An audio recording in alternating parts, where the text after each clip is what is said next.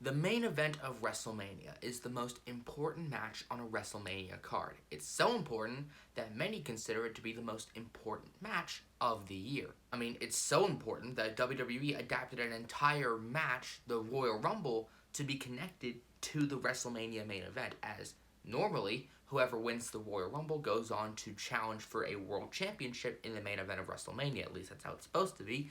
Doesn't always happen, though.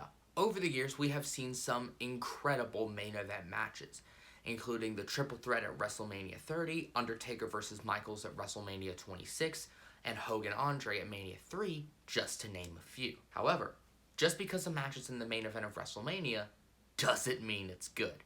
There have been way too many examples like that over the years. With this year's main event looking really important, as we're having a title unification match between Brock Lesnar and Roman Reigns, the two biggest stars in the company right now, I feel like now is a good time to look back on main events that were supposed to be good, but weren't. In fact, they weren't even the right match to begin with. Before we start, I want to give an honorable mention to Lawrence Taylor versus Bam Bam Bigelow at WrestleMania 11.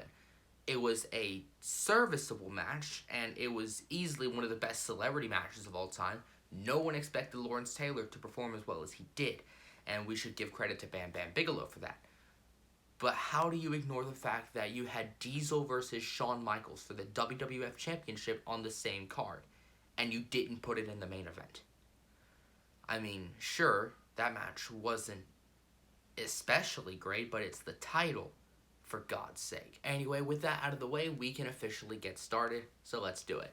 I'm Jackson Haney from Insane Internet Wrestling, and here are 5 times the main event of WrestleMania was the wrong match. Number 5, The Undertaker vs. Psycho Sid, WrestleMania 13. This match has a lot of stuff surrounding it, so let's just go ahead and get it out of the way. Going into WrestleMania 13, the WWF champion was Shawn Michaels, and he was supposed to defend the belt against the guy he won it from the year before, Bret Hart.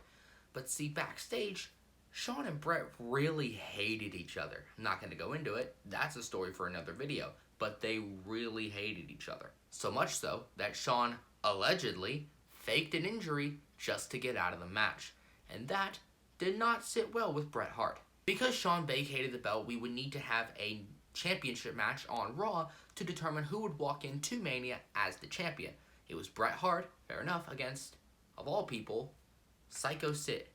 And with the help of Steve Austin, who attacked Bret Hart behind the referee's back, Psycho Sid won. But Steve Austin won the Royal Rumble, and if the previous years dictated this, that would mean that Steve Austin would get a WWF title match at WrestleMania 13. But he didn't, and I'm not entirely sure why. I'm sure there's storyline reasons, and if you know, let me know in the comments, please. I would love to know. But Bret Hart ended up facing Austin, and somehow, Undertaker ended up facing Sid for the WWF Championship in the main event and winning. Now, from my point of view, you have 3 other options besides this one. 1, you have Bret win the belt on Raw and defend it against Undertaker at WrestleMania. 2, you have the match between Hart and Austin just be for the WWF Championship. That match was great as it was. Having the WWF title on the line just makes it even better, in my opinion. And 3, and this is probably the most reasonable option, just Shawn shouldn't have faked an injury or whatever happened, and we could have had Hart Michaels 2 Electric Boogaloo. But we'll never know because we got Undertaker Sid. Number 4, the WWF title Fatal 4-Way, WrestleMania 2000. This was a lot of things. Good is not one of them. See, going into WrestleMania 2000, Triple H was WWF champion. Fair enough. He had feuded with Mick Foley before, which was great. The Rock had won the Royal Rumble, which was also great. So we had The Rock versus Triple H to look forward to going into Mania 2000. But this is where things get complicated, because it's the Attitude Era. Of course they do. See, apparently The Rock didn't win the Royal Rumble, and the winner was actually the Big Show. And they portrayed this for several weeks, eventually letting Big Show into the match. And then, because why not? He's already here, we might as well throw in Mick Foley. but he was forced into retirement a few months earlier. But this would be his true retirement. Spoiler, it wouldn't be. And now it's a fatal four-way, and to make things even more confusing, have every person in the match have a McMahon in their corner. Triple H had Stephanie, The Big Show had Shane, Mick Foley had Linda, for some reason, and The Rock had Vince. The match ended with Vince McMahon turning on The Rock and helping Triple H retain, which is the first time a heel would officially win the main event of WrestleMania. But it's a long road for what could have been solved by simply having The Rock versus Triple H, which, to be fair, we did get the next month at Backlash, and it was great. But why not just have that at WrestleMania? It would have been so much easier, and it would have solved so many problems. Number 3, Roman Reigns versus The Undertaker, WrestleMania 33. I've thought about this for years, and it still rings true. By no means is WrestleMania 33 a bad WrestleMania. Quite the contrary, in fact. It's got some great stuff like the Hardy Boys returning, AJ Styles and Shane McMahon having a really good match for some reason, and it's got Triple H doing a stupid entrance. We've seen that before, haven't we? It's also got probably the saddest WrestleMania ending of all time, because The Undertaker retired. He didn't retire officially. He would come back to have several more matches. Some of them were good, some of them were bad. But that one moment on that night, him leaving his jacket, his hat, and his gloves in the ring, will always hit hard. And sure, it's a really good ending. It's a really sad ending. But I don't think that should have been the main event. I don't think Roman Reigns should have beaten The Undertaker. I really don't. And I don't think that match should have been the main event, period. Now that begs the question, what match should have been the main event? Well, it was a match that actually happened that night. And it was the match that happened second on the show. I'm, of course, referring to Kevin Owens versus Chris Jericho. Now, some people say that Reigns versus Undertaker was a good choice for a main event, and I'm like, okay, fine, but if you're gonna have Roman win and say the next night that this is my yard now, why not just go ahead and turn him heel there? That would have been the perfect opportunity to do it. But no, let's have him be the same character he was, which is generic babyface, egotistical, cocky Roman Reigns. And from a story perspective, Jericho versus Owens makes so much more sense because they had been building it since before SummerSlam. They had one of the best duos in the company. They were consistently funny on a week-to-week basis. And the Festival of Friendship is one of the best segments in wrestling history. Yes, you heard me. And this really could have been the main event if Owens hadn't lost the Universal title to Goldberg.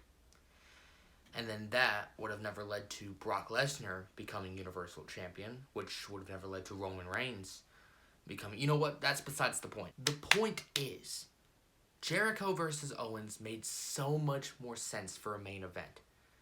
But, I mean, sure, you still could have had Reigns versus Taker happen, but just not in the main event. And I'm not even sure you would have Roman win. I mean, if you were going to have him win, have him turn heel to do it. But that's just personal preference. Bottom line, Jericho versus Owens is the main event that we both wanted and needed. But we didn't get it. And that kind of ticks me off. Number 2, John Cena versus The Rock, WrestleMania 29. Once in a lifetime, they said. It would never happen twice, they said. While, from the beginning, they planned to do it twice. It's common knowledge to most hardcore wrestling fans that the whole plan for the Rock-Cena feud was for it to span 3 WrestleManias. Confrontation at 27, once in a lifetime at 28, twice in a lifetime at 29, with the title on the line. Now, I'm not going to sugarcoat it. Once in a lifetime at Mania 28 was really good, and that match absolutely deserved to be the main event of the show. They had painted it as the main event a year in advance, something that hasn't been done before or since, and it was just really epic, and most Mania main events really don't feel like that one did. Then they decided to do it again a year later. God knows why. Well, money, but still, doing it a year later had the effect of weakening the prestige of the original.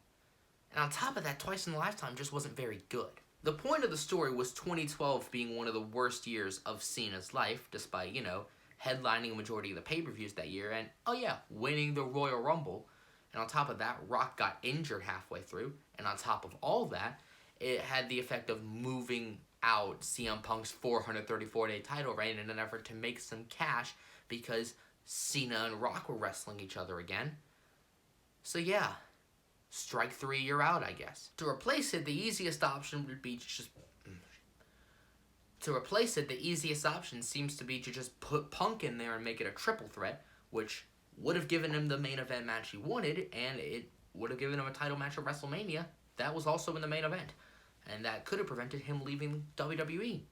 You never know. But that does bring up the question of who the Undertaker would face at WrestleMania, which I'm not going to go into because I don't want to. But yeah, once in a lifetime was enough. We didn't need it a second time. And number 1, Hulk Hogan versus Sid Justice, WrestleMania 8. We start and end the list with Sid. Man couldn't catch a break at WrestleMania. See, going into WrestleMania 8, Hulk Hogan had just lost the WWF Championship, and Ric Flair had just joined the company. At the 1992 Royal Rumble, which was for the WWF Championship, Ric Flair won. The biggest competition to WWE had just won their top championship, and Vince McMahon was okay with this. So it seems reasonable that the main event of Mania 8 would be the biggest star of the WWF in the 80s versus the biggest star of WCW and the NWA in the 80s, fighting for the WWF's top title. But it didn't come to pass. And to WWE's credit, that was the original plan. But they had run the match at house shows, and they didn't sell out like they thought they would, so they decided to go in a different direction. And that different direction was a U-turn. They decided to have Flair defend the title against Randy Savage, which, fair enough, was pretty good. And then they decided to have Hogan face Sid in the main event, because Sid eliminated Hogan from the Rumble. Now, yeah, you could have that match, sure, but main event? Really? You've got Randy Savage and Ric Flair wrestling each other for the WWF Championship. Heck, you could have had Hogan in the main event wrestling Flair for the championship. I mean, it doesn't help things that Hogan versus Sid ended in a DQ. And not just any DQ, a botched DQ. Let me put it like this. When Hogan arrived in WCW in 1994, what is the first match that they did with him? Hogan versus Flair. Because they knew that was going to be a big money match. And fair enough, WWE tried it at house shows, which really doesn't make sense. Like, why have them face each other going into the show if you're just going to have them culminate it at the show? Makes no sense. But yeah, WCW actually did the right thing for once. It just leaves one burning question at the end of the day, and that can be said for all of these matches, and that question is, what could have been? And that's our list. Thanks for watching. Did we miss anything out? If we did, tell us about it in the comment section down below. Don't forget to like this video, share it, and subscribe. And you can follow me on Twitter here. I'm Jackson Haney from Insane Internet Wrestling, and I will see you soon.